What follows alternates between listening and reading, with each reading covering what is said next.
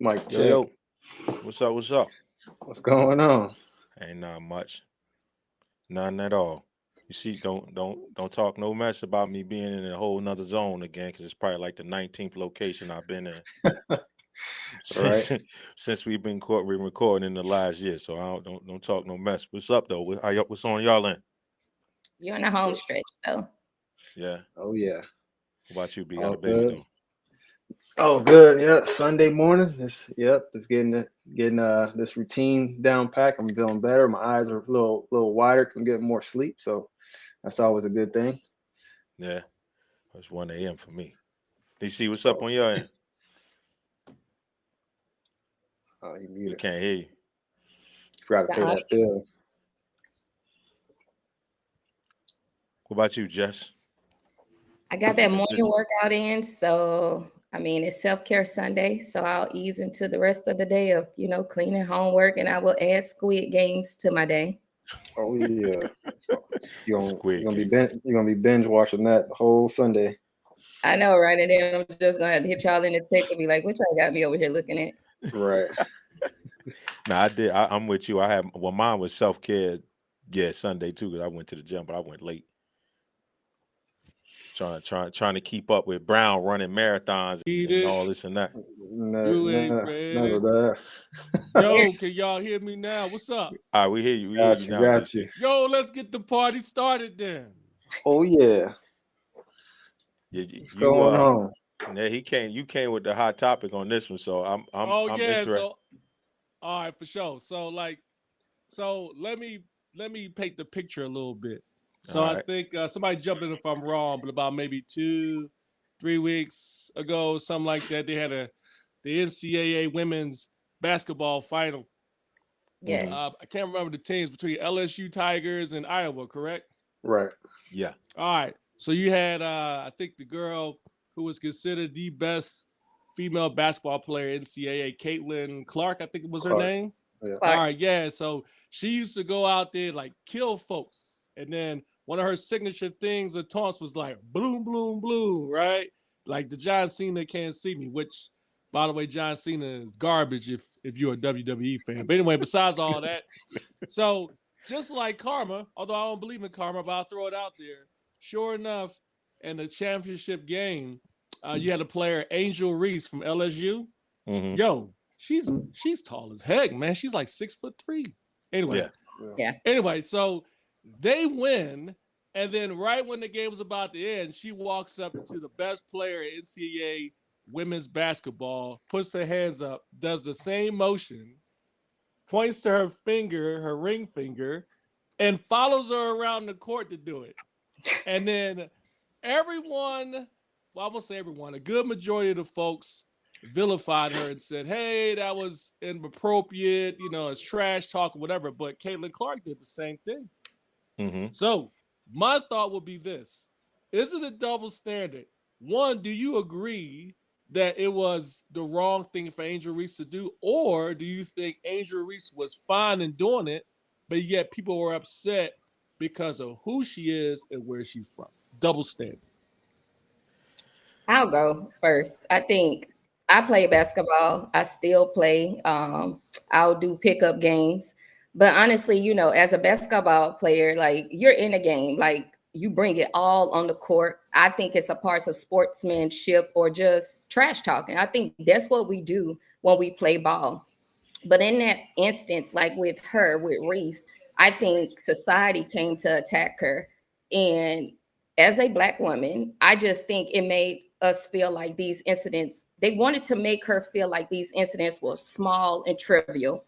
And Mhm. then they wanted to try to teach her like to second guess what she was doing, but you didn't second guess what Clark was doing when Clark was doing it. Mm-hmm, And I think mm-hmm. like the build up, it was almost like you wanted to take a toll on that player Reese's mental health.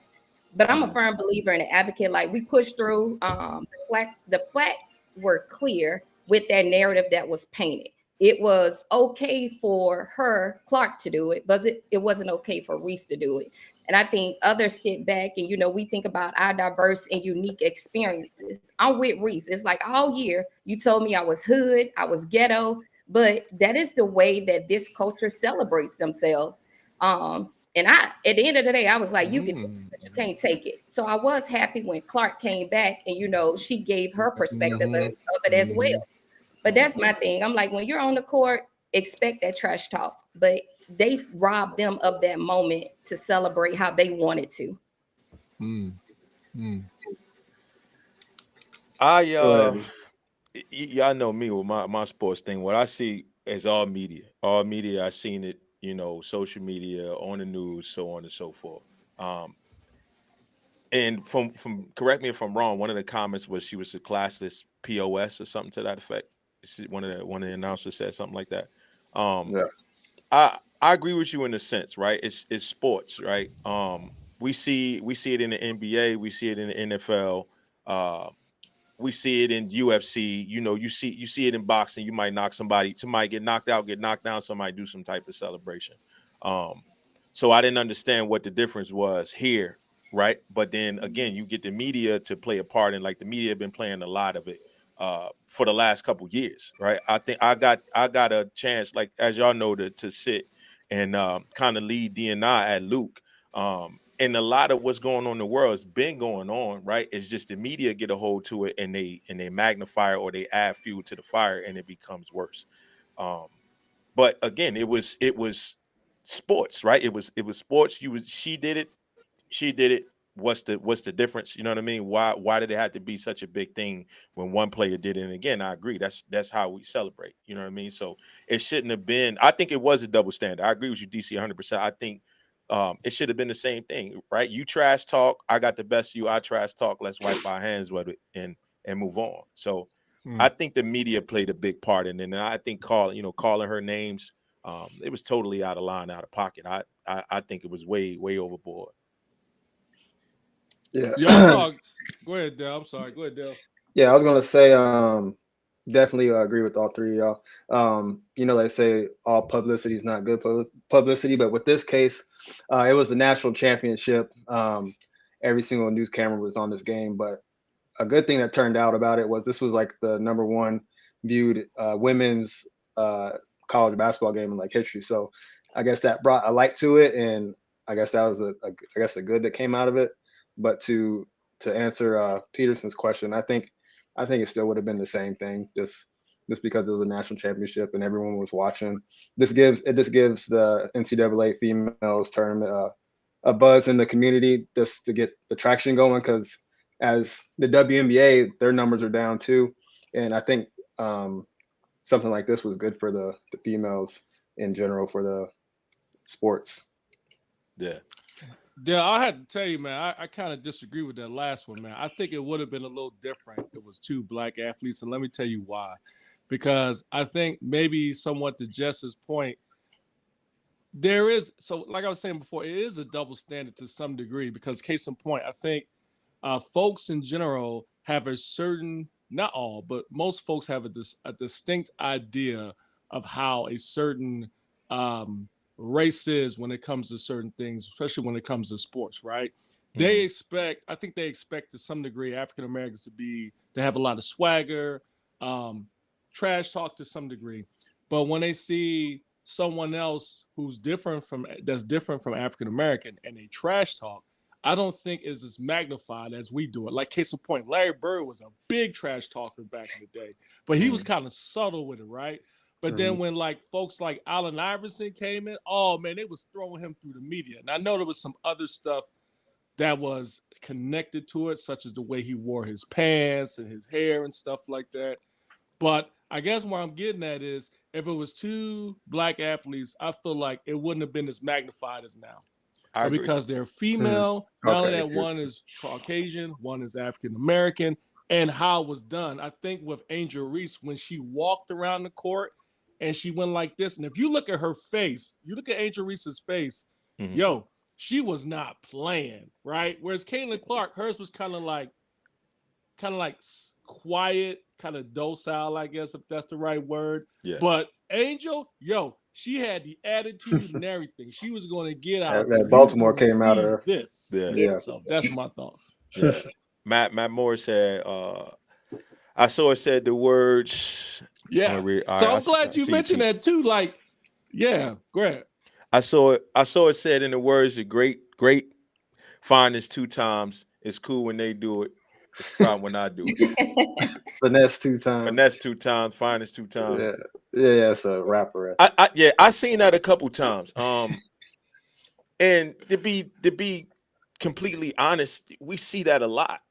You know what I mean? Yeah. We see that a lot, to be completely honest. And a lot of times, whether people want to believe it or not, it has a lot to do with race. You know what I'm saying?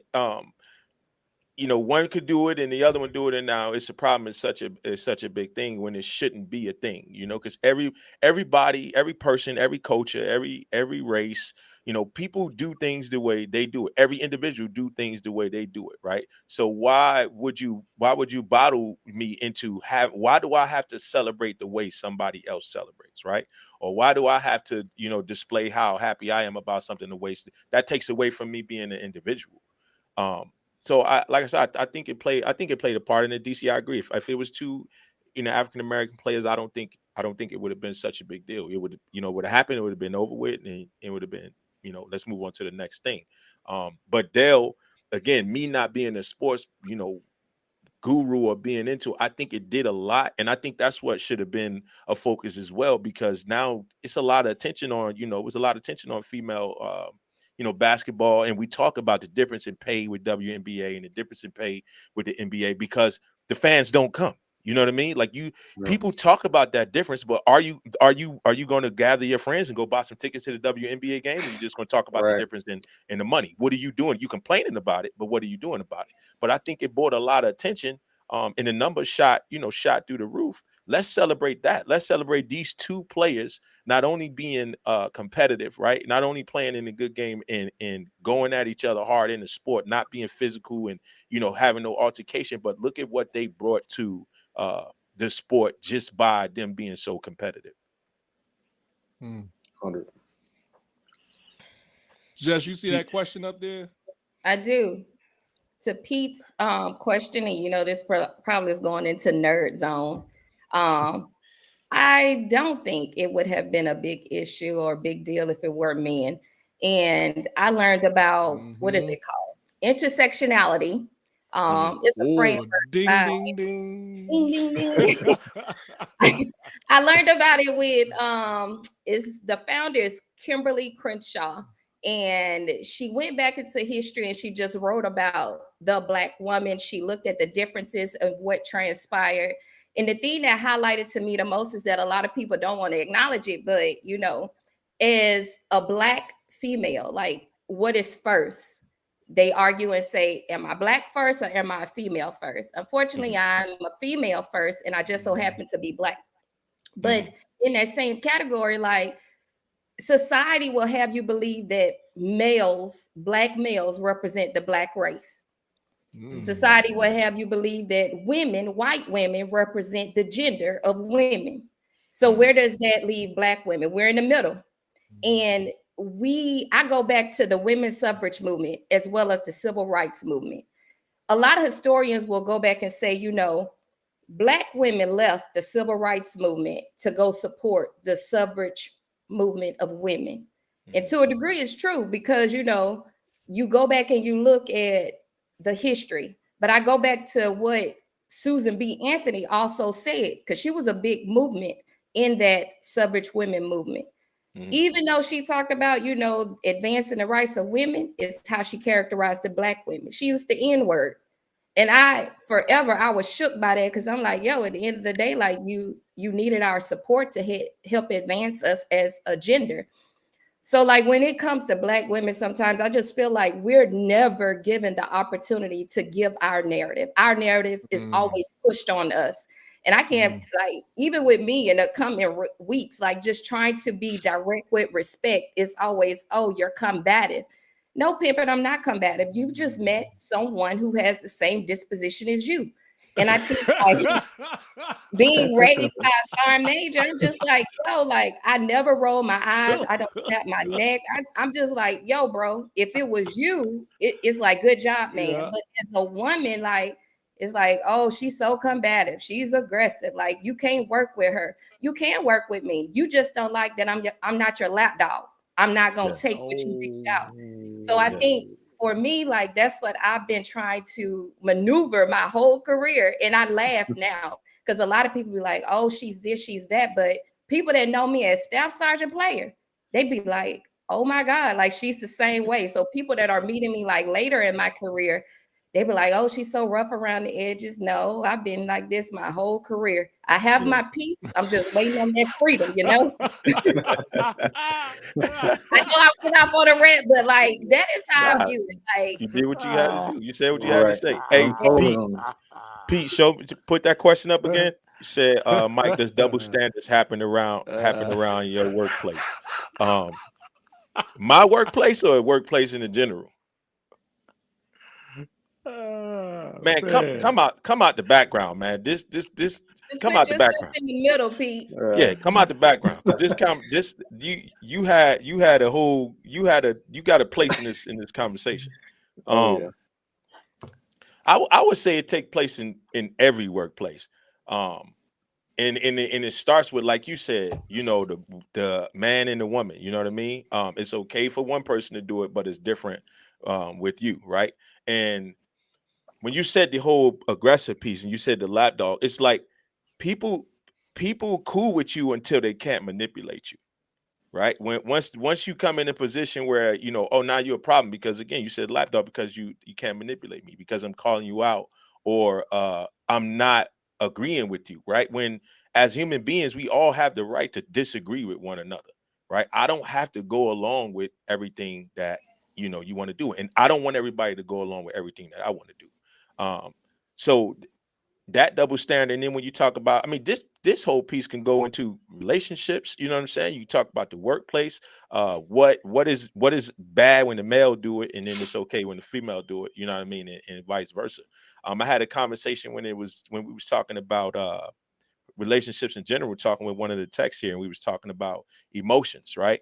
You say, you say people from a male perspective, you look at a male and you say, oh, he's soft, or you shouldn't, what you expressing how you feel for, but at the same time, you don't want a male to be too aggressive or be too hard and not show their feelings. But in the workplace, absolutely, P. I think so. You know what I'm saying? I 100% think so. Del, what you think? Oh yeah. I see it. I see it around the workplace. And then sometimes people correct it. Like there was one time where this individual acts like, "Hey, I need all males to come help me lift these things over here in this inventory." And this female shouted like, "Hey, I can help too. Like, stop excluding me from things just because you guys feel superior or physically superior than females." But so I always make sure it's not happening around my watch. So I definitely nip it in the butt. But I have a question to spin off that for you guys. So Friday, I had an individual minority. He's honor guard, and I asked him how's it going. He said it's good, and I was like, "Hey, have you seen Airman so and so?" I'll keep his name out of it. And he was like, "Yeah." I finally started to warm up to him. I was like, "What do you mean by that?" He was like, "I don't trust people that are too nice." Like he's always nice, but I just know him because he's another airman in the dorms too, and he's real religious. He's real kind person. But so I asked him, I was like, was that your upbringing, like not trusting people that are always nice, or did like the Air Force like shift your mentality? He's a senior airman, so he's been in a couple years, and he said that's what the Air Force did to him.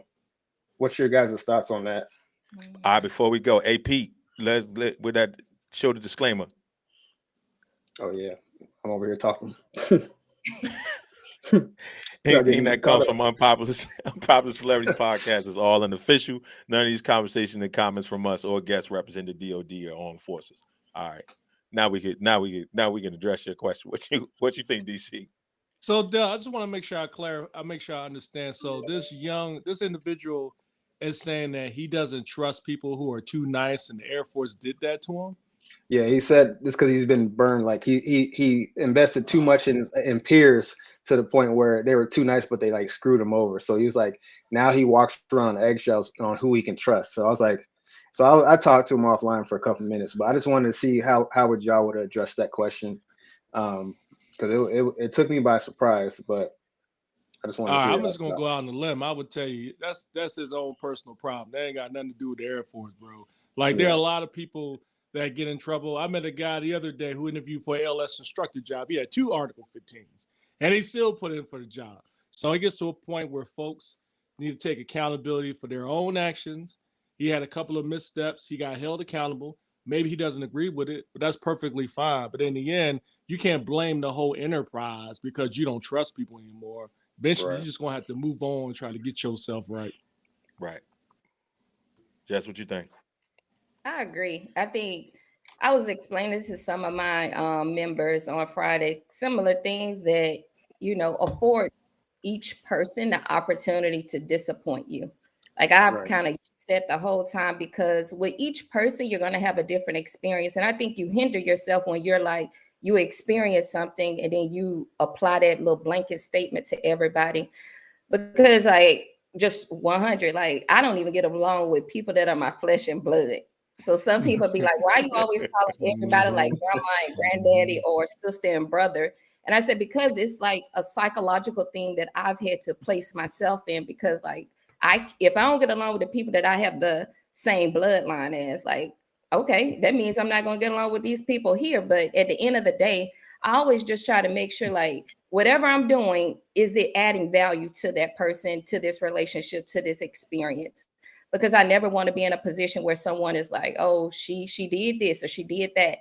And I'll go back, like I experienced something here a few weeks ago where, you know, FSS is notorious for ICE comments. And in this Yep. ICE comment, it came back and it was like, oh, chief, like the MPS, like they're working hard, blah, blah, blah. But they have this E9 who was in the foyer that was speaking bad about a fellow chief.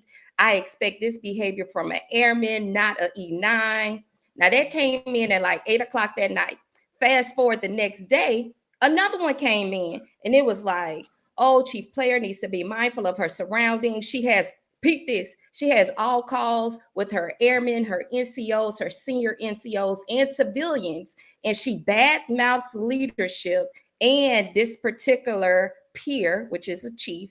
And I was just like, you know what? Not to toot my own horn, I went out on a limb and I said, you know what? I probably already know who this is. But I said, have a commander-directed investigation because I want all of my unit members to see like whether or not I have all of these things. And I went to the person because they also received the comment. And I went out on a limb to say, hey, this is frivolous. I think it's, you know, just a waste of our time. This individual proceeds to tell me, you know, I think that you need to be mindful of your surroundings and what you're saying about leadership. I see it as a trend. So I said, you know what? I came to you like an adult and I told you like, this is what I think it is. And then wanted to say that you see it as a trend.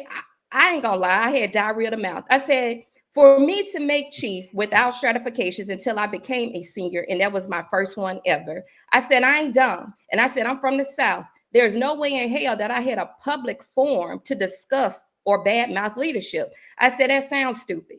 And that's where I am. It's like, are we willing to give people grace and leniency? And some people just not. And the person proceeds to tell me, he said, you know what? Some of us just meet our asshole later in our career. I said, no. I said, this is a time of Ramadan for me. This is just a reminder that, yes, I may have met that asshole late in my career, but God is telling me to go back, be reflective, and remember your purpose in life. So I just think like some of us, we are here to thrive and survive in this limited time frame because our purpose is too big for this uniform. This uniform provided us an experience, just that. Damn.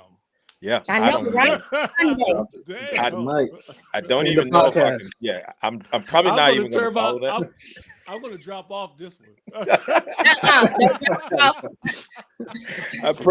I'm probably not going to follow that. I'm just going to say I agree with the individual being in his own space with that, right?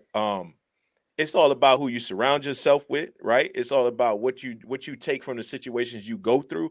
We can keep going through situations and find something negative in it, right? People quick to say, why is this happening to me, right? Instead of looking at this, say, what is this trying to teach me, right? You could look at everything glass half empty, but it's up to you to turn it around and look at it in a different way, right? So if he don't trust somebody, if he don't trust everybody he come across because they too nice, one, like you said, that's something he went through or she went through in the past that they probably need to look at and deal with. Two, they probably look in the mirror. They probably got to look in the mirror themselves, right? Because what is wrong with a person that's too nice, right? Now, I could see if everybody burned you or you had all these problems with all of these people, where's the common denominator in these situations as well, right? A lot of people don't understand that. So you had 8 situations with 8 different people and the outcome became the same, but it was all those 8 different people's fault. At what point would self-accountability come into play, right? And when you look at you deal with things differently or have a different try to create a different outcome in these situations that you're dealing with. So to say the Air Force told them not to treat everybody that was so nice or the right way, or I think that's just ridiculous, to be honest with you. That's how I feel. It's easy to point the finger. You know what's jacked up about that, Justice, is like, I think you said it, but instead of doing an ICE comment, why couldn't they just come straight to you and have a conversation, man? 100%. Like, are you serious? That's what tells me sometimes some people have ulterior motives. Like, that person didn't have an issue with what you were saying. they had probably some beef with you. That's Maybe it. they were jealous or whatever, but they could have just came straight to you instead of a stinking ice comment, man. Like, That's it. geez. Oh, It's You know what I found, and that's like I told my commander, like, and this is something that I've toyed with because people constantly, I laugh sometimes because like they were like, "How old are you?" And I hit 20 years next month, and I'm like, that has nothing to do with it. It's just, I think and you, DC, correct me if I'm wrong, but it's like when airmen enter the Air Force, every airman, I don't care what rank you are, your desire is to potentially be a chief because you see or you saw a chief that you admired that had certain characteristics and you set that goal to achieve it. I just think had I been well informed when I was a master sergeant, what the next echelons would consist of, maybe my framework of how I think would be different. But my experiences have not yielded, let me help prepare you for this. Because I'm a firm believer, like, we're here to take care of our people. But like as soon as I came out on that list, it was like, oh my God, like what are your plans? Like, do you want to be group chief? Do you want to be command chief? I'm like, yo, can I put on the stripe first and see what the first paycheck looks like? Like, can I take care of my people? Because I just think I was, how can I say it? Oblivious. I thought making chief, I would be a facilitator of resources like the networking opportunities. I could help solve my airman problems more quicker. But I just felt like it's so much bureaucracy, so many levels of unrealistic expectations.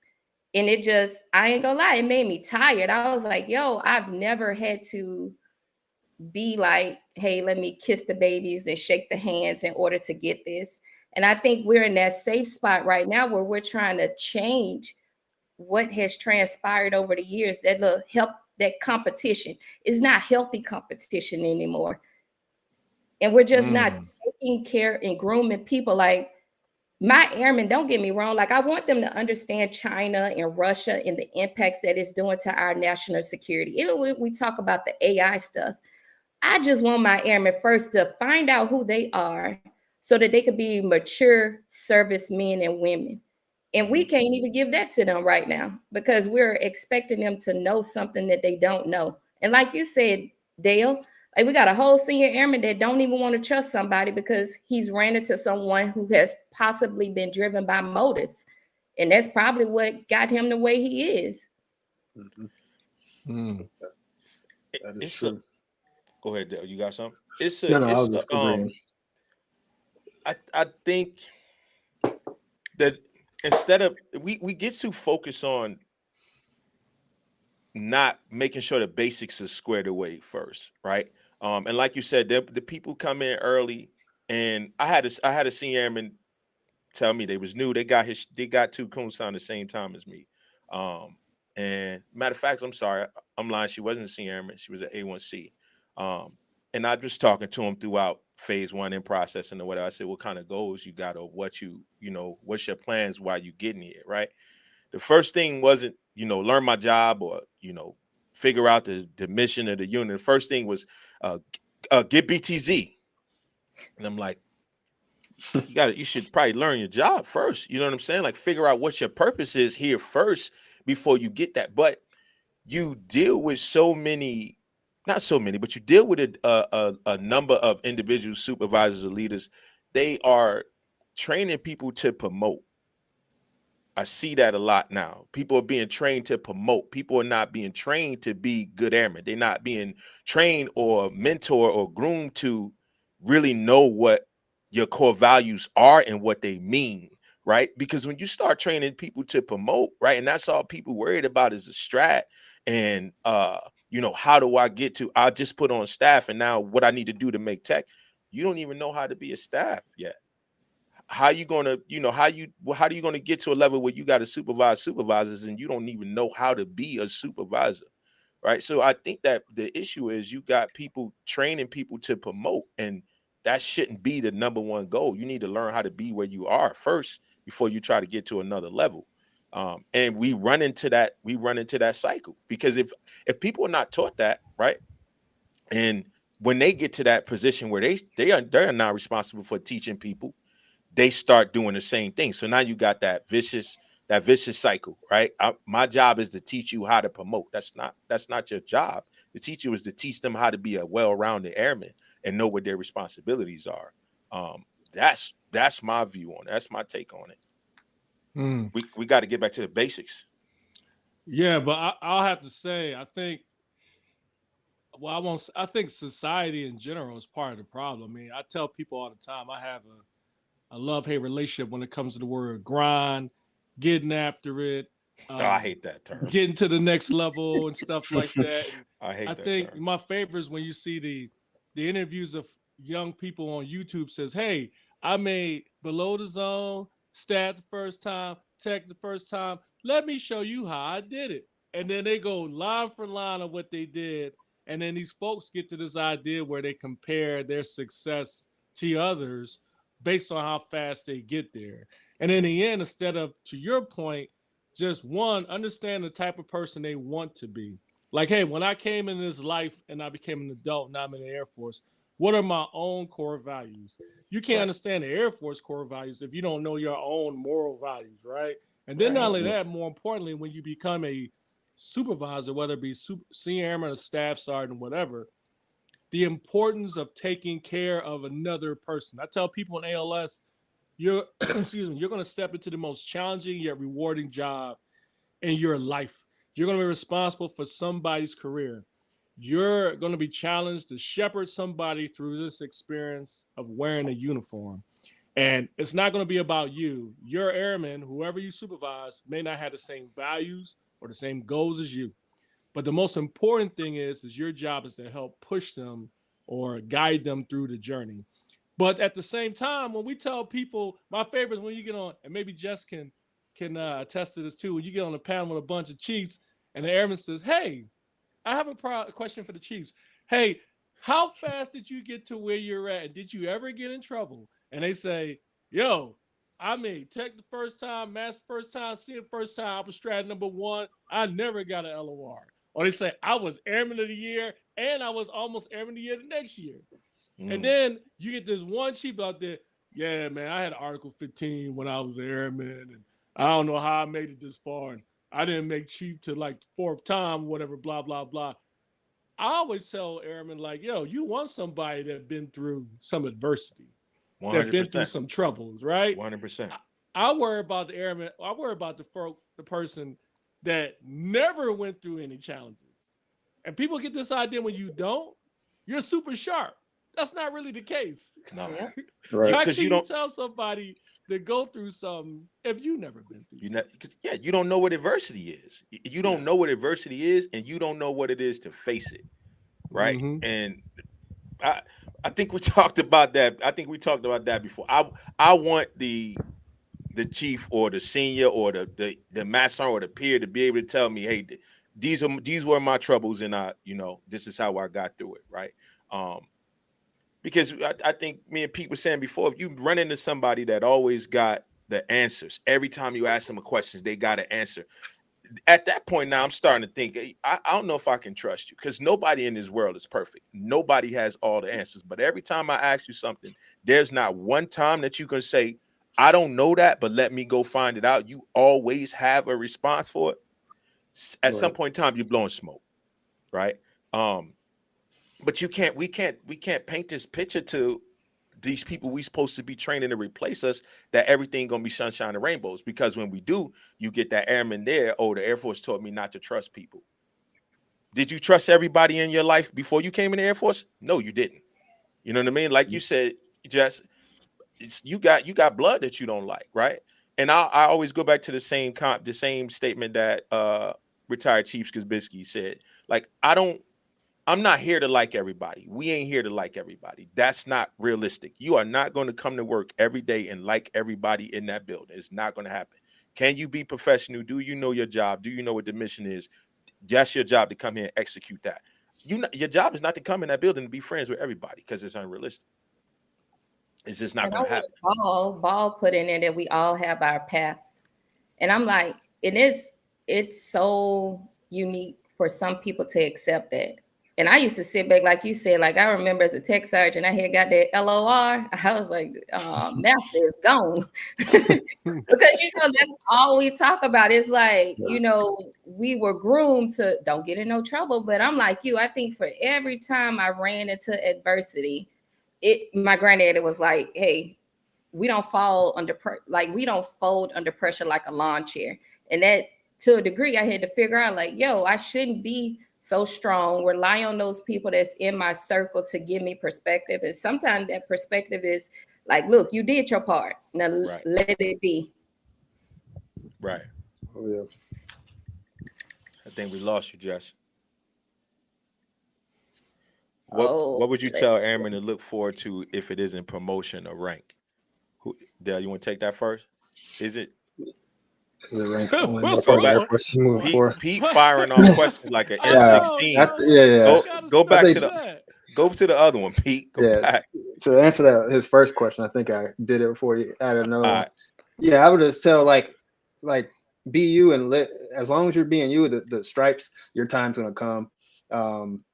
I did that twice for tech and master. I was salty first, and then I was like, and then I had mentors and friends like you and Pete a couple years ago. Keep being you, keep grinding. As long as you stay who you are, the board's gonna understand that, and when it's your time, it's your time. And I kept that in the back of my mind ever since then. And I'm not even, but just like Chief said, like, let me put up the rank on first, because a lot of people are asking, hey, you still got runway ahead of you, you're gonna make Chief senior or whatever. It's like I just want to be where I'm at, and then if it comes, it comes. If not, I'm pressing the button right at 20. So that's what I would say to the airmen: be who you are, learn your job, learn who you are, and the stripes will come as they follow. So that's how I would do that. Charles Ball said, I stayed in trouble all the way to master sergeant. I'm not surprised about that. I'm surprised at all. I was going to say, Ball, you remember who we were groomed under, though? Chief Nathan Turner. Like, Greyhound Nation. Anybody that is under Chief Turner, like, one thing I can honestly say about mentors back then is that they prayed for you and they prayed with you. Whether or not, you were of that religion, because what I love about Chief Turner is obviously he is a Christian through and through. I am a Muslim, but the things with him is like, it always connected us through, hey, do what God has placed in your heart. And it's always being in the service of other people. Mm-hmm. And I think I'm with Dale. It took me 3 times to make tech. And I remember like when I did make it, and at the time Tony had made it. And I think because at that time it taught me so much, being married, being in the household, being dual military. Because I study. Like I'm that type of person. I would study like a year out. And 6 months would be like my grind time, where it's just like commit to memory. Tony was that person that studied 2 weeks out. And I used to be like it used to make me so mad. Like he used to be on the game, and then he was like, yeah, I'm going to study for like 2 hours. Yeah. And then like we would be rushing to the computer to figure out like, oh my God, like what our scores were. And the year that he made it, it was his first time. And it was my second time. And I was like, Tony, what are your scores? He was like, oh, 75. And then I got a 60. He was like 75, like SKT, 65 PDG. I'm pulling up my stuff. I was like, oh my God, I got a 90. And he was like, and you ain't make it? It took everything out of me just to be like, let me just sit, let me relax. And I like him and I, because now, we're friends, we talk about it. And I was like, that's when it was time and grade time and service points. Mm. And I was like, you've been in since I was born, just to mess with him. Right. And then, I would get hammered on that because I didn't have the time and service time and grade points. But to move past that, I was like, yo, those 3 times that it took me to make tech, I was still growing as a staff sergeant. And I had to be realistic with myself. Like I had made staff at 21, put on at 22. And the first person I supervised was 27 years old. And she made me work, y'all. And I think had I not had that experience early on in my career, I probably would be caught up in trying to teach people like how to get ranked, what to do. But she taught me how to grow up. She taught me how to be a mom. And she didn't even have no kids. But she was a person that took care of other people while she was in the military and before she got in the military. And I think that's what we don't do, like, regardless of your rank, we don't like pour into other people. And I heard a person earlier this week, it was like, some of us, we see a hole and we feel like we got to constantly fill that hole. But like, who's filling us up? And that's the problem. Like, we fill up everybody else, but we don't have things to fill us up. Wow. Yeah. Man, what was that thought I just had, man? I'm having a okay. So I guess what I was getting at is when it comes to like WAPS testing and stuff. I remember I asked this the other day. I was on LTAG yesterday. What the duck? Let's see. Like you said, man, that's pretty long. I ain't reading all that. Anyway, no, yeah. Look at Matt Morris, bro. You write the dissertation, bro. Yeah, what do you say? I like you said BU, but that goes back to the first conversation you had. 19, 22-year-old me didn't know who I was. 2, being me when young is what get these kids isolated. Y'all know what I mean. Oh man. Yo, so all right, I see Alicia joint. Let me jump in real quick before we rehearse. So no, what I was gonna say is like I was telling LTAG yesterday to Justice point. I personally think me, DC, Philly, whatever. I personally think they should have not taken away WAPS testing. I think WAPS testing should be inserted back in. I remember I was in AFSA last year, Division 6 in Vegas, and Simsaf retired. Campanelli was on stage, and he was talking about WAPS testing. And he asked the audience, anyone knows who tested the first backpack parachute? And people looked around, and just instinctively, I said, Ralph Petrell. And people were amazed, like, how did you know that? Like, it was on the WAPS test, you know? So you'll find like a lot of stuff today young troops don't know. They don't know the history about the Air Force. They don't know what combined direct, non-direct feedback is, financial management board. Those things people say, those are not important, and it takes away time from airmen. Sometimes taking away time is important, and it's useful, because I know when I tested, every single rank I had to test. And I tell you, that information paid dividends later, because that's the thing. You don't study just to score high on the test. Eventually, that knowledge is going to seep inside you anyway. Right. So when you look at the Air Force symbol and you know what the stylized wings mean, or what the little diamonds underneath it, what the core values, there's some value to that. But when we say all you got to do is go before a board, not only that, you take away the one thing you can control is that test. You can't control the board. You can't control what somebody's perception is on the board, time it, but you can control the test. So as a chief, when we used to have WAPS, I would tell people, hey, look, hey, your records look good, man. Hey, you can score high on the test. Now I'm like, hey, your records look good, but your records look good. Yeah, you don't have no test, right? You know. So the way I look at it is, and that goes, and let me say this, and then I'll get off the soapbox real quick. To Jess's point about folks getting promoted too fast. I think we are starting to see the dangers of that, because you're finding, I tell people sometimes I feel like techs are staffs of senior airmen, the A1Cs, mass sergeants are on some other planet because they're trying to make senior, and seniors are trying to contemplate whether they want to make chief or not, or they're trying to snipe the other senior in their unit to make chief.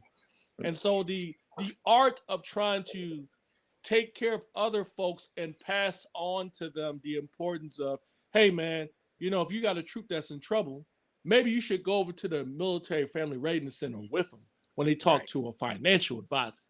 Right. Or, hey, you got a young airman that for some reason can't figure out how to make sure his uniform squared away. Maybe you should give some tips and show him. Right. Versus going straight to the first sergeant. The first sergeant is like the fire alarm. Hey, I got a troop that had an argument with his spouse. Hit the fire alarm, call the first sergeant. But you can have that same conversation with him, right? Right. Which is why the first sergeants are so like, they're thin now. I got like 6 first sergeant billets that's empty. Because you got a lot of first sergeants that's retiring and they're like beat up. And then not only that, what about the first sergeants that don't easily get promoted? So that's this conversation in itself for another day. Yeah. I do want to add, though, to what you said before we move on about the whole board and testing. That is so important because I had two people call me. One young lady had missed chief by like 0.5 or something, and the master sergeant missed miss senior by 0.5. Both individuals now have applied for retirement, haven't approved. And now they're rethinking their decision to retire. And it's like, well, it was 0.5, I think I want to pull my retirement back. And I'm just like, you may not like the advice that I'm going to give you, but at the same time, I say you have made a decision. Stand by the consequences of that decision. But for you to pull it back because you got a score of 0.5 and you think you can make it next year, I said now you're going to be in this window of frustration because you're hoping, you having a what if. And I'm like, what if you don't make it again and you have stayed? You can't be mad with anybody but yourself. And that's my thing. It's like, why now do you want to decide because you missed it by 0.5? Like, no, you made a decision. Like, stand by the consequences of that decision. And not only did you make a decision, you made a decision to be done, right? So if that's your mind frame, right, where's your heart and where's your direction at when it comes to the people below you, right? Because now your focus is to beat that 0.5 that you missed. Your focus is not to take care of the people that you're supposed to be taking care of. You have an agenda to pull this retirement back. In my opinion, you have an agenda now to pull this retirement back and focus solely on you beating that 0.5 that you missed, right? Because if you was dedicated and you was worth and you wanted to do right by take care of people, you would have focused on that. Okay, yeah, that 0.5, I didn't get it, but let me keep doing what I'm here to do. And hopefully by me doing that 0.5 would be made up, right? Not get back in the game and start checking boxes. Because that's what happens. Ma'am, I'm needing some guidance on a better approach when it comes to our newest recruits joining the Air Force. They come in with the letter stating that they followed 362903, signed by them until their religious accommodation waiver is approved. Many do not want to follow and want to ask their spouse for permission. I'm trying to bring them into the Air Force way of life and understanding guidelines without crossing the line. What would you say versus being direct? Yes, I do bring a chaplain team to help inform them as well. So, and I'm very proud of you, number one, for trying to find a way to articulate that for them. And I think that's the biggest thing. And chaplain, the highest rank in DOD a month for me is Chaplain Shabazz. He's an 06 in the Army. And one of the things that we constantly talk about, because I told him, like, the religious accommodation is there for a reason. However, a lot of us are manipulating that avenue right now. Yeah. And he was the biggest person when I was thinking about submitting a religious accommodation to wear the hijab.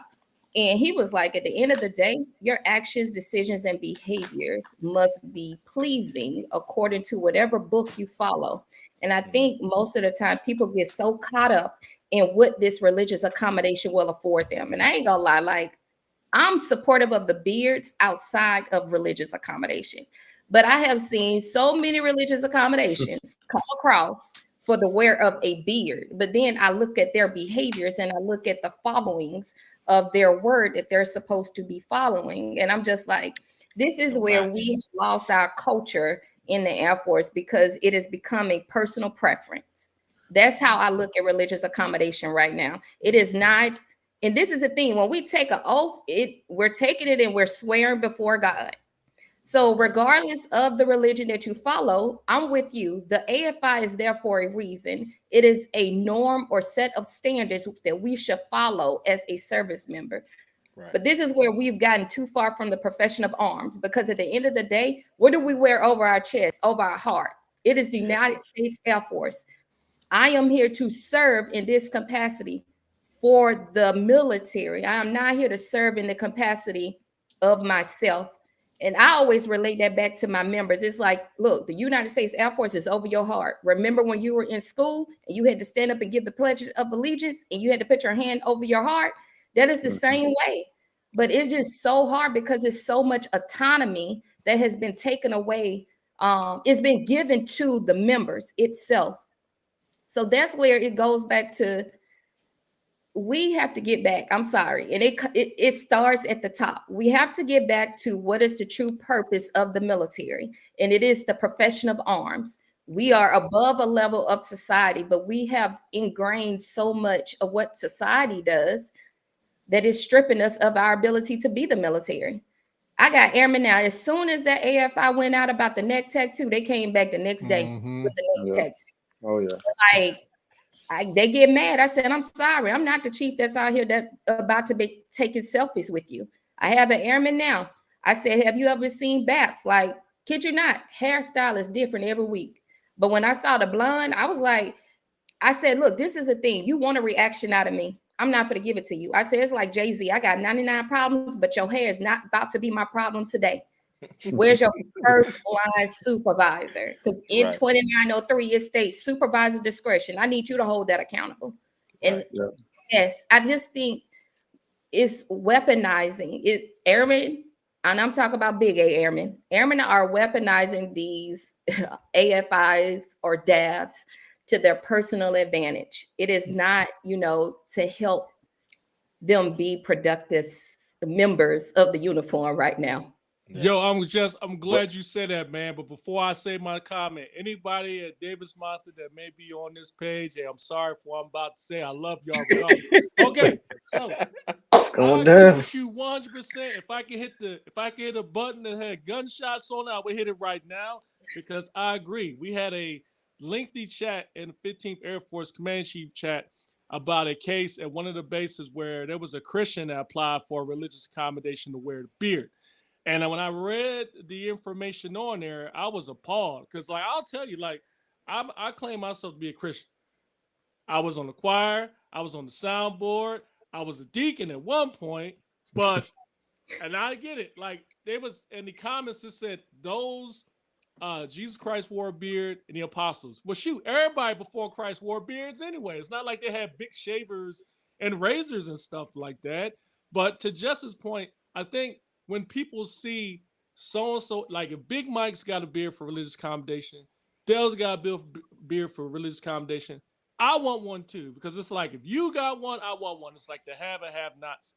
There's a guy right now in San Antonio we sent down there. First name's Dakota. I think his last name was James. He is an MTI, first MTI with a religious accommodation. When I sent him down there, the chief was like, DC, what the heck are you doing while you sent this guy down here? I said, yo, he has a legitimate accommodation and he's sharp. He's sharp, but man, is he getting the business down there from the other MTIs. But there's a page on Facebook, haven't found it yet, that I guess is strictly about beards in the Air Force. And this guy is, thank you, I need to find it. Apparently this guy is on the profile. He's like the spokesperson. And so to Jess's point, I think they should eliminate religious accommodation when it comes to a beard. Just slap the table across the board, let folks wear a beard and go from there, because it gets to a point now, what about other folks that come forward and say, hey, I am, and maybe this is maybe a little bit exaggerated, but like say, all right, if I am a follower of, I don't know, let's say I follow the religion of the Super Mario Brothers. Super Mario Brother wore a red hat with M on it. Can I wear a hat too? Like the challenge with chaplains is that how can a chaplain tell someone that their faith isn't true or real? If you feel like the son of Odin wore a beard and you should wear it, it's going to be very difficult for a chaplain to tell somebody, hey, you know what, last week I didn't see you here say anything about the Norse religion. Now all of a sudden you follow the Norse religion. I don't believe you. I don't prove it. How can you tell somebody that their faith isn't true or real? But yet and still, I heard some commentary before. Somebody said the reason why we don't, like, we have a 5-year waiver is perhaps because we don't have enough medical professionals to certify it. So then I would turn around and say, well, what about PT profiles? They certify that quickly. Every year, every 6 months, they're going to look at your PT profile. So why not the same for a shaving waiver? Now, there was a question from Pete on there that says ponytails versus beards. I think it said it. Why do we have ponytails but not beards approval? Isn't both medical reasons? So my personal take, I think the beards piece has always been an issue, at least since I've been in, and probably before then. I had a shaving waiver since I was a mass sergeant. And when I got a shaving waiver, it was real back then. You had to shave in front of a medical provider every month and your beard was as low as 1/8 of an inch. 1/8 of an inch. Yeah. And you had to get shaving cream. You had to pull the ingrown hairs out of your hair in front of them. Now it's not so much. So you've got tales of folks. There was a lieutenant colonel that did there was some commentary from Lieutenant Colonel that was telling the story when he was a young lieutenant that he had to go get his face, the hair surgically removed through laser because it was hurting him to shave because they didn't think he was going to be able to be, like a general officer or a field grade officer. And so I think the thing with beards is that the other services are not on the same page as us. They're a little afraid to do it, especially like the Marines. If there's Marines in the comments, hey, get on the comments and prove me wrong. All I would say is like, just like the Space Force, when they went to like wearables, hey, why can't the Air Force just lead the way and slap the table and say beards? They can just say, hey, look, it can't be no more than 1/4 of an inch, and it's got to be trimmed, just like Dell's did. Dell's, your beard's looking fresh, bro. It's got to look just like Dell's, you know what I'm saying? But not the I'm about to shave mine down. But if your beard looks like you crawled out of a tunnel after you were standing there in the live, or you're at the gate and you look like KBR security and not security forces, then you probably need to fix your beard. Yeah. What's y'all's comments on the CX comments about that? Did y'all hear what he said about when they had like the 3 chiefs on there during coffee talk? I didn't what did he catch say? that. What did he say? I got it pulled up right here. So this is what he said. He says, if you want to look cute with your skinny jeans and your beard, by all means, do it somewhere else. Yeah. But quit wasting our time with something that has nothing to do with kicking the enemy's ass. Well, then I would turn around and would tell the SEAC, hey, the Air Force opened the door. They opened the door. Like when we get to a point where we want to allow folks to serve and maintain their authentic self and kind of relaxed standards, they put us in this position. And I think it was somebody put a comment on that. I think it was Alicia that says, nobody wants to say anything, but they don't want that smoke. You're right. Like a wing commander is not going to tell somebody you can't have a religious accommodation, because you know why? They're going to end up on the Airman NCO page later, or even worse. Oh, yeah. So when he says that, in a way, I agree with him. I think we should be talking about more important stuff, to Justice's point, with the profession of arms and such. But they opened up the Pandora's box with this, and it's hard to turn around and go backwards. Right. Anthony Mills said they want to accommodate people as much as possible. It's a tactic to hopefully keep morale up. With morale being up, the numbers stay up. Just an opinion. I agree. You're right. Because the thing is, we got to appeal some way somehow to inbound, right? Because we all got to go someday. We all got to go someday. So if you not appealing, times has changed, people change, society changed, generations change. Something got to give, right? Because if our numbers get low, you're gonna start recalling people and all this. Something got to give. You know what I mean? We got to shake somehow, some way. So some kind of accommodation is gonna have to be there. I mean, just in my opinion, right? It ain't got to get crazy. You know, I don't want to see nobody with no tattoos on their forehead or looking like Lil Wayne or teardrops. But you know, we got to cut somewhere. Or at least just say I'm getting a haircut, but this is everyday life for BMT shirts. So if y'all want to challenge, come down and be a BMT shirt. Thanks for the words, team. Appreciate you. Absolutely. I won't come and be a shirt, but I'll come shadow you. I'll let you know the next time I'm in San Antonio. Oh man, I don't know. The times has changed. It's so much. We probably could go on this for probably about 30 more hours and 100 more days about the situation. It's just we dealing with I know we always say this, but it's like it's just a different generation. We gotta I always would be a fan of the basics. Start people, they coming in new, start them at the basics, because if they skip the basics, they already lost, right? Like, and I mean, DC Dell, you know, cop world, you got troops out here trying to get familiar with SUAD and this and that, and then you ask them to write 1168 and they don't even know where the initials go, right? You know what I mean? Or you come ask me here, and it's cool, because if you don't know where they go, then that's a teaching moment, right? It's not for me to go crazy on you or nothing, but you want to do all this high speed stuff, but I actually wear, you know, what you write on the back of a 1408, which, you know, and you can't tell me. Oh, yeah, they want to do all the sexy stuff before the level 3 course task stuff. So, Right. What'd you yeah. say, Pete? As leaders, we need to be forward thinking. So, what is the next change coming?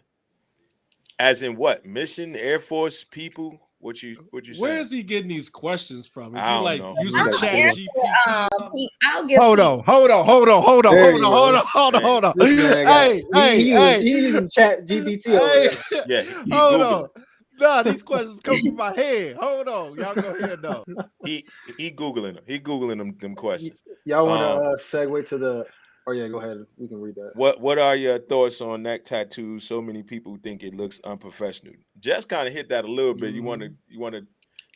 She must just got in. Want to tackle that again? So with the neck, I'm not gonna lie to you. I think maybe too, growing up where I just think anybody that joins the military, not that we are better than the average citizen, but that we are coming into a sterile environment, and there are just certain things that we should not be doing when we are serving. Like I got a tattoo right here, but I just don't think like I need to look like who got a lot of tattoos. I'll just say Cardi B. Cisco? Yeah, you're Man, right. you just So, dated yourself with that. what's the little dude that got beat up in LA Fitness in 6ix9ine. Florida? 6ix9ine? Yeah. 6ix9ine.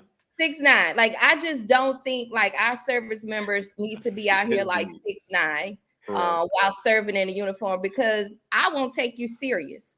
And I just think that's a part of what sets us apart from other people is that when you're in the military, like people thank you for your service for a reason.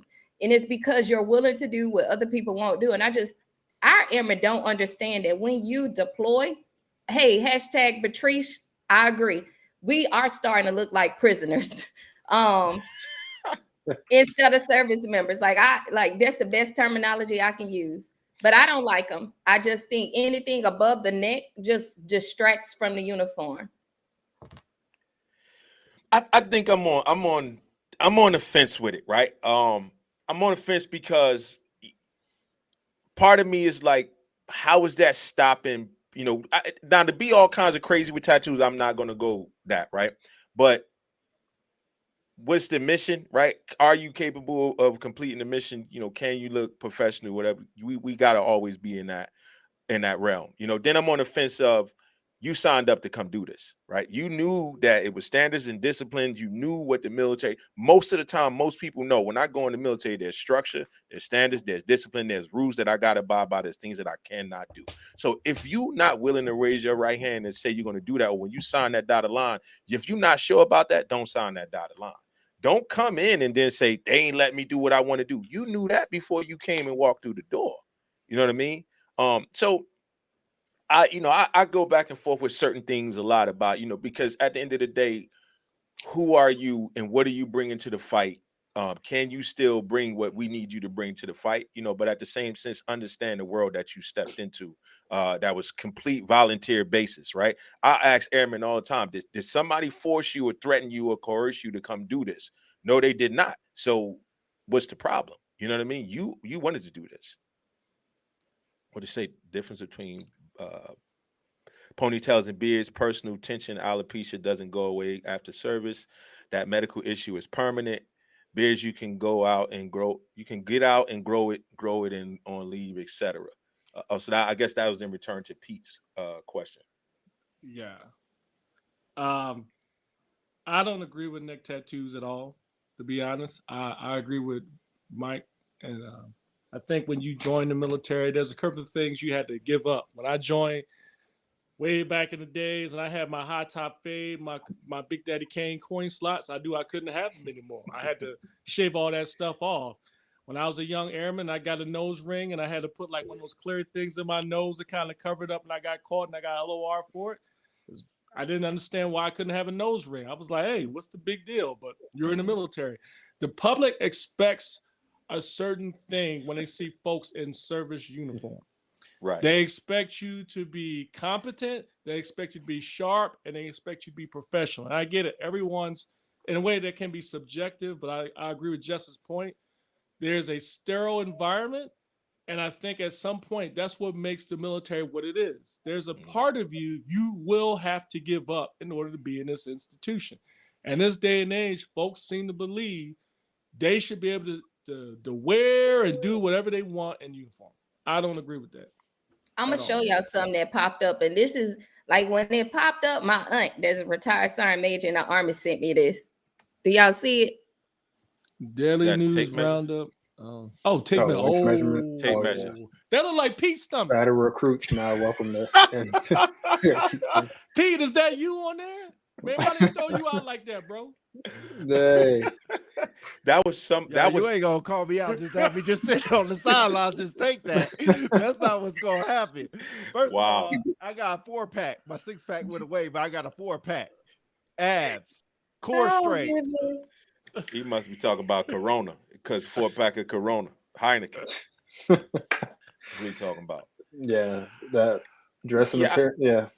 And you know, the issue that I had with the title is like fatter recruits. Now, if nothing else, I would just go back to what we experienced when we were getting our waist taped for a score. Is that I think we could evolve from a genetics perspective because we are not small people. So I think I remember people that, you know, were Samoan, like in really good shape, but because of their body structure, like they got a bad score.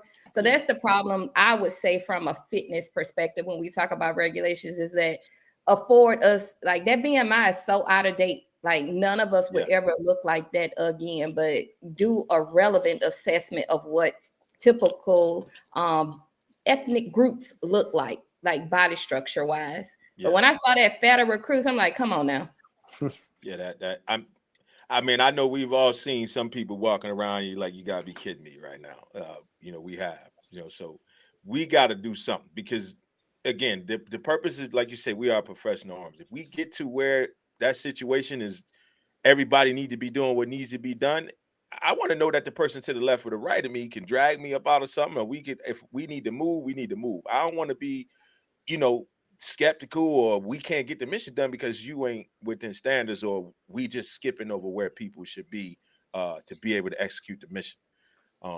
We got to have some kind of standards, and it needs to fit what we're here to do and be a professional arms. Hey, before we bring up Patrice question, I'm sorry. One quick note on that. You know, there was a couple of folks at one point. I went to a couple of developmental courses, and there was a professor that said, "What about the most lethal airman today is behind a computer? Do they need to have the same standards as a SF folk or pararescue folk?" Because I tell you, I did some workout with PJs last week in Vegas. Yo, they broke me. I was about to retire that day. I'm still hurting.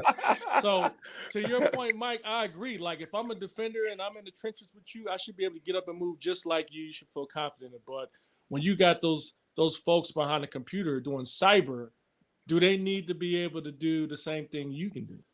I wouldn't say that they need to do what I can do, but I will say that we all need to have a standard, because uniformity, right? Uniformity. You sit behind a computer, you turn a wrench, you carry a gun. It should still be a standard because, again, we the military, right? I won't ask you, right? I wouldn't ask you to do that, but if excuse my language, shit hit the fan, right? And everybody, because everybody's a sentry, should be. If shit hit the fan and we in a combat zone or whatever the case may be, and we got to move, I expect you to be able to move, and be able to execute it. I ain't expecting you to be a cop, but you still need to know and understand we in the military, because it can happen. Because what happens with like you said, DC, is technology, right? That's the way of the world, but we can't get so caught up in that, because how many times we've seen systems and all this get hacked, right? That technical world could get shut down at any given time, and we back to the basics. We back to, pick up your gun, shoot, move, communicate. I'm up, they see me, I'm down. We get into that, right?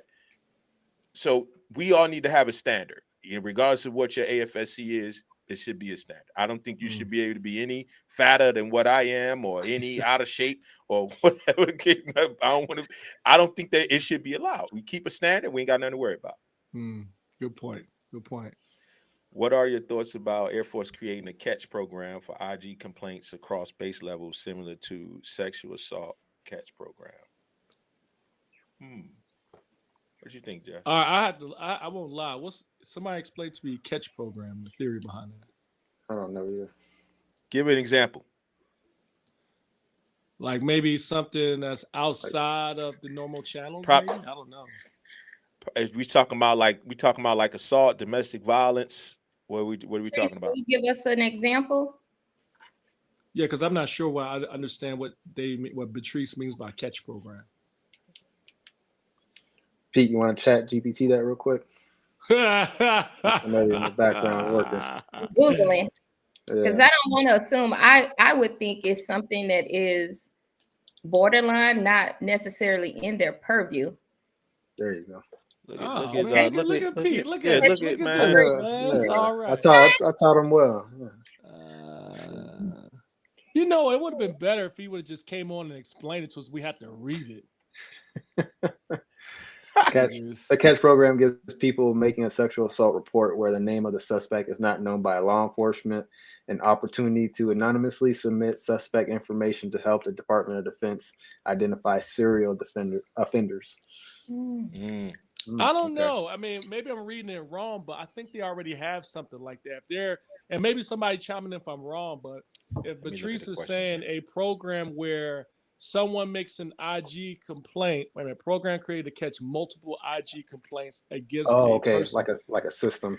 That's that's a slippery slope, man, because there are folks who have I have an individual I know if they have multiple IG complaints, but then my question would be is if that person gets flagged, then what is that supposed to mean? Like that individual should be heavily investigated or removed immediately? That's the only difference.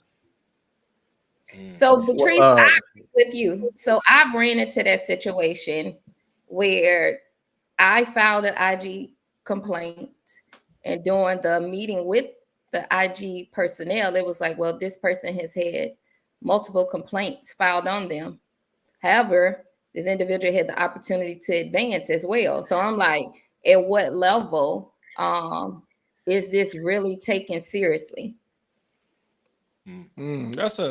So I can see what she's saying because so I've been in a situation where as an EO specialist where it was a person that someone filed an EO complaint against them. It went all the way up through the wickets and the complaint came back unsubstantiated. However, you know, what is it called? AmJams, the legal system. Somehow this person was in that system, even though the complaint was unsubstantiated. It got flagged. It got flagged. So because it got flagged, this person did not have an opportunity to be a command chief. All this person needed was, hey, someone to say, hey, this is not substantiated. Please remove them from the system so that they could be considered for this job. They never got that. So I could see it on both sides to where this system would be beneficial if it was at base level, because a lot of things transpire at base level. For my perspective, especially as chiefs, you know, there's so many wickets, you know, the wing commander is the senior raider and they're pushing people for command chief. But I think that's where that catch program at base level would be beneficial before those people being selected for those particular things are pushed outside of that base level. Okay. What you think, DC? You had a look on your face. I got a lot of scar tissue when it comes to IG complaints. That's not against me, although I've had one or two in my career, but they say you have arrived when you had at least one. But anyway, that's a joke. It's a joke. Anyway, you've arrived. Since my tour here, I've seen cases where folks who've had IG complaints get removed from jobs and stuff like that. And I've seen cases where folks weaponize IG because like here's the difference. Like you have just real quick, I'll put it this way. You'll have some people who hold somebody to a standard, and then there's an IG complaint. And then the IG complaint comes out and is unsubstantiated. And then the individual who put in the IG complaint, whoever they may be a little bit upset about it. On the flip side, I've seen individuals have multiple complaints and they're like, what they call it, Teflon Don. Like they just, nothing ever happens. And then they move on and then they get promoted. And that's an unfortunate thing, but if we're going to have it, it's got to be a unique mechanism. I don't know what that would be. Maybe they have one at the Air Force level exists, where there's a honest assessment done, because IG complaints can be tricky. because you have somebody that may put in for one that's a hidden agenda. And I tell you, man, there are some people out there that got burned for IG complaint. And, you know, I guess when somebody look at it from the other side of the lens, it wasn't substantiated. But on the flip side, folks who get away and still get promoted. Yeah. Last thing I'll say real quick is I think what we really need to look at is I think the standard for, like, in my opinion, officers are not the same as enlisted. You see stories of commanders get removed for toxic leadership, or however you buzzword you want to call it, and they'll get removed. And then later on, you catch them later, they're in the command of another squadron or a wing. And you be like, yo, did you just have IG play like 6 months ago? Oh, well, yeah, you'll never know that. Having them removed is a big deal for their career. It don't seem like it to the troops. So I think that's the thing we need to work on. There was an article about something like that in Military Times. I think it was about 2 or 3 years ago. It was a female commander. She had gotten removed. She had a gang of IG complaints or something like that. She had gotten removed, and then she was back it had gotten promoted and got command again. I'm with you. I see it both ways. But I really think there should be a system because, again, let's be completely honest. There are leaders out there that's not doing the right thing, right? And I had an individual say, we talked about a DOC survey, the climate survey, and the comment was,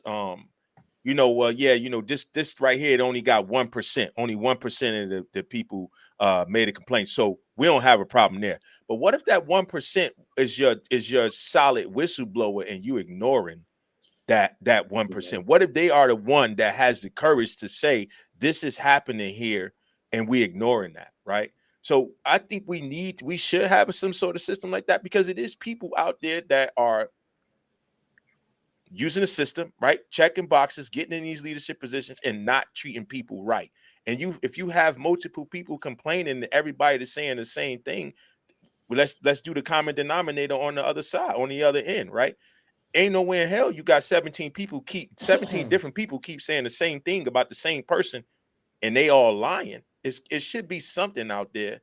If this person keep getting flagged in all kinds of different directions from different bases and different people, we got to be able to look at that and say, all right, we need to take a hard look, or maybe this person not set to be leading people at whatever level it's in, because it's people out there that slip through the cracks, right? How many times we heard of somebody caught 2 bodies outside the civilian world during the military, and they out at sea and all kind of nonsense, and they never, you know what I mean? We found out 10 years later they got 2 murders or whatever. People slip through the cracks. Nobody's in this military perfect. We have criminals in the military. That's why we have a justice system. Only thing I would add is I see your point. I could go both ways. Only thing I would say is I think if you have an individual that had multiple IG cases against him or her, and it always comes out unsubstantiated, I think the person who is in charge of the individual or the higher level need to have a conversation, hold this person accountable. Like, look, there are a case where you have an IG complaint, multiple, and it never comes out as being substantiated, but clearly there's an issue there because you keep having the same similar complaints. So we need to have a conversation. Maybe you need to be held accountable, some counseling or something, or maybe do a job change. But I think when you create a mechanism that tracks how many times a person has an IG complaint, to me, it's no different than somebody that gets tracked when they have multiple, like, say, LORs or LOCs or something like that in their history. I've had folks that went up for jobs that somebody looked way back in their career and said, hey, you had 2 Article 15s in the LOR. It was like, yo, that was when I was an airman. Oh, but you still had it. Yo, how do you know if this guy or gal rehabilitated? Same for this person. I'm not saying that if you have multiple IG complaints, there's nothing there. When there's smoke, there's fire. Perhaps there's a lot of things that could go wrong, and Jess can attest to this. Could be the investigator, it could be the evidence or whatever. But if you have multiple complaints, then I think it's incumbent upon that individual's leadership or the next level above to have a conversation and take action.